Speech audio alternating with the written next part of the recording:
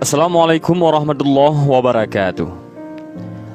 Di akhir hayatnya, Rasulullah Shallallahu Alaihi Wasallam wafat di Madinah yang kemudian dimakamkan di dalam rumah Aisyah yang kini sudah menjadi bahagian dari Masjid Nabawi.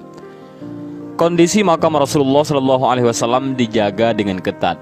Pintu ditutup rapat dengan pagar dan dijaga tentara kerajaan. Hal ini dilakukan mengingat pasti banyak umat yang ingin mendekat jika makam ini dibiarkan terbuka. Selain itu, juga untuk mengantisipasi upaya dari orang-orang yang ingin bertindak jahat seperti mencuri jasad Nabi. Dalam sejarahnya, pernah 5 kali terjadi upaya pencurian jasad Nabi Muhammad SAW, mulai dari Mesir hingga penguasa negeri-negeri di Eropa yang bersekongkol merencanakan pencurian jasad Nabi Muhammad SAW tersebut. Adapun kita umat Islam wajib bersyukur karena Allah Subhanahu wa taala selalu menggagalkan tindakan jahat tersebut. Lantas bagaimana kisah sejarah percobaan pencurian jasad Nabi Muhammad SAW ini? Dan berikut ini adalah 5 aksi gila percobaan pencurian jasad Nabi Muhammad SAW. Pertama, masa Al-Hakim bi Amrillah Al-Ubaidi. Kisah upaya pencurian jasad Nabi Muhammad SAW ini ditulis oleh Muhammad Ilyas Abdul Ghani, penulis buku sejarah Masjid Nabawi Asy-Syarif. Dalam bukunya, ia menulis bahwa percobaan pencurian pertama dilakukan pada masa Al-Hakim bi Amrillah Al-Ubaidi. Al-Hakim bi Amrillah merupakan sosok raja dari Daulah Fatimiyah. Padahal ia beragama Islam, namun zalim dan menyimpang dari ajaran Allah, sehingga rakyat Mesir sering dibuat resah pada masa pemerintahannya. Pada saat itu, seorang zindik mengusulkan kepada sang raja agar mencuri jasad Nabi Muhammad SAW. Hal ini dilakukan untuk menarik perhatian dunia kepadanya dan negerinya. Dengan menghadirkan Rasulullah SAW ke Mesir, maka negeri ini akan menggantikan Madinah serta dikunjungi banyak orang. Namun atas izin Allah Subhanahu wa taala, rencana jahat tersebut pun gagal. Pada malam rencana tersebut dijalankan, ternyata Allah mengirimkan angin besar ke Madinah dan bumi tergoncang karena kuatnya angin itu. Hal ini menjadi penghalang tujuan para penjahat tersebut. Yang kedua, masih pada masa Al-Hakim bi Amrillah Al-Ubaidi. Kegagalan rencana awal tidak membuat Raja Al-Hakim bi Amrillah tersebut jera. Ia kembali menyusun rencana untuk mencuri jasad Nabi Muhammad SAW. Kali ini, prajuritnya mampu memasuki Madinah dan untuk melancarkan aksinya, mereka tinggal di dekat Masjid Nabawi. Mereka mulai menggali tanah untuk membuat terowongan menuju makam Nabi Muhammad SAW. Namun dengan izin Allah, keajaiban pun kembali terjadi.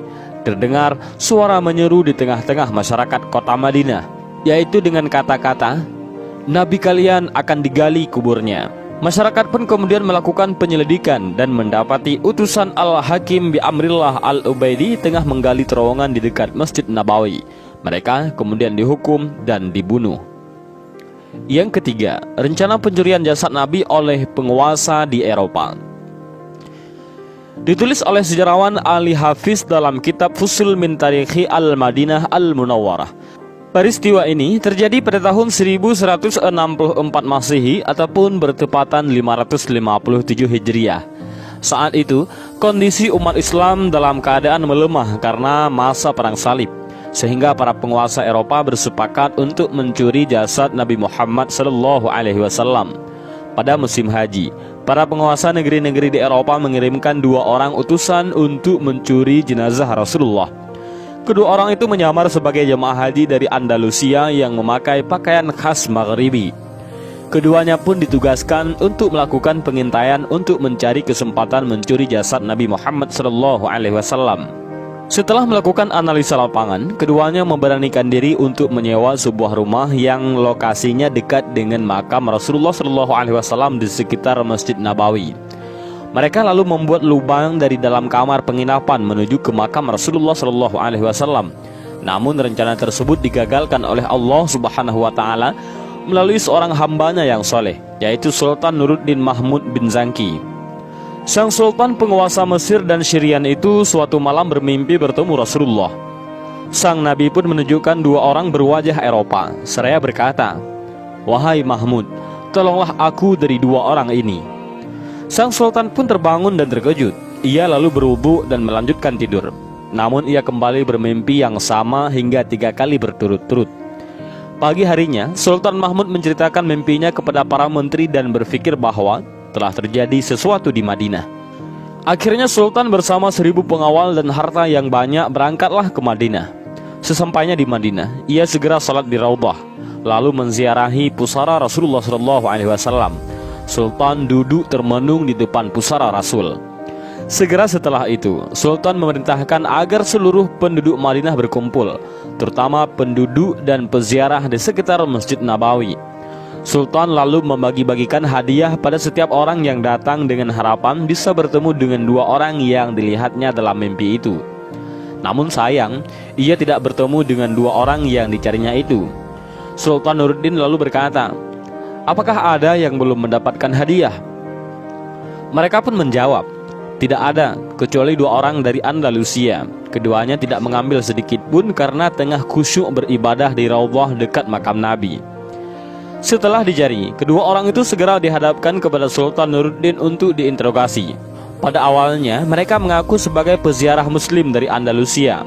Namun wajah mereka terlihat gurat-gurat ketakutan dan jawabannya pun berbelit-belit. Untuk mendapatkan kebenaran jawabannya, kedua orang tersebut kemudian dibawa ke bilik dinding dan dibukalah celananya. Ternyata kedua orang itu tidaklah berkhitan. Setelah diinterogasi terus-menerus, keduanya mengaku bahwa mereka adalah tentara salib. Keduanya mengaku melaksanakan tugas suci dari sebuah liga internasional untuk mengambil jasad Nabi Muhammad SAW dan dibawa ke Eropa. Usaha pencurian itu sudah mereka lakukan sejak lama dengan cara menggali terowongan di sebelah kiblat luar Masjid Nabawi. Kedua utusan itu akhirnya dihukum mati. Yang keempat adalah kelompok perampok. Upaya keempat, saat sejumlah orang mencuri dan merompok kafilah jamaah haji, kemudian mereka bertekad untuk menggali makam Nabi Muhammad SAW. Mereka berbicara dan terang-terangan mengutarakan niat mereka. Mereka lalu menyeberangi laut menuju Madinah. Kemudian Allah menolak serangan mereka dengan kapal yang telah disiapkan dari Mesir Al-Iskandariyah yang mengikuti mereka. Kemudian menangkap mereka semuanya dan memenjarakannya. Dan yang kelima, 40 orang yang ingin menggali makam Abu Bakar dan Umar. Usaha kelima dilakukan dengan rencana menggali makam Abu Bakar dan Umar bin Khattab. Itu terjadi di pertengahan abad ke-7 Hijriah. Sejumlah orang yang mencari 40 orang dari Aleppo, Suriah, ingin menggali kubur di malam hari. Kemudian bumi pun terbelah dan menelan mereka. Hal ini diceritakan oleh pelayan Al-Haram An-Nabawi pada saat itu. Beliau adalah Syawab Asy-Syamsu Al-Mati. Dan inilah 5 aksi gila percobaan pencurian jasad Nabi Muhammad SAW. Mudah-mudahan video ini bermanfaat bagi kita semua. Amin ya rabbal alamin. Wallahu a'lam bishawab. Assalamualaikum warahmatullahi wabarakatuh.